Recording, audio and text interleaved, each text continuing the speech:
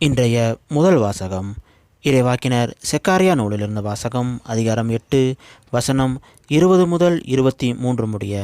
படைகளின் ஆண்டவர் கூறுகிறார், மக்கள் இனங்களும் பல நகர்களில் குடியிருப்போரும் கூட வருவார்கள்.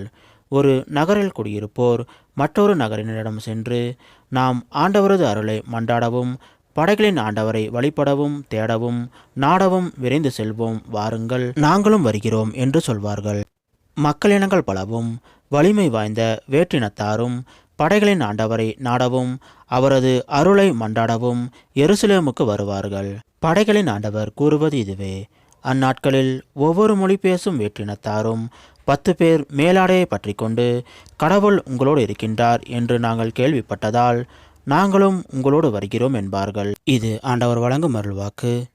இறைவா, உமக்கு நன்றி. இன்றைய நற்செய்தி புனித லூக்கா எழுதிய நற்செய்தியிலிருந்து வாசகம் அதிகாரம் 9 வசனம் 51 முதல் 56 முடிய. அக்காலத்தில் இயேசு விண்ணேற்றம் அடையும் நாள் நெருங்கி வரவே எருசலேமை நோக்கி செல்ல தீர்மானித்து தமக்கு முன் தூதர்களை அனுப்பினார். அவருக்கு இடம் ஏற்பாடு செய்வதற்காக அவர்கள் சமாரியருடைய ஓர் ஊருக்கு போய் சேர்ந்தார்கள். அவர் எருசலேம் செல்லும் நோக்கமாய் இருந்ததால் அவர்கள் அவரை ஏற்றுக்கொள்ளவில்லை. அவருடைய சீடர்கள் யாக்கோப்பும் யோவானும் இதை கண்டு, ஆண்டவரே, வானத்திலிருந்து தீ வந்து இவர்களை அழிக்குமாறு செய்யவா? இது உமக்கு விருப்பமா என்று கேட்டார்கள். அவர் அவர்கள் பக்கம் திரும்பி அவர்களை கடிந்து கொண்டார். பின்பு அவர்கள் வேறொரு ஊருக்கு சென்றார்கள். இது கிறிஸ்து வழங்கும் நற்செய்தி. கிறிஸ்துவே, உமக்கு புகழ்.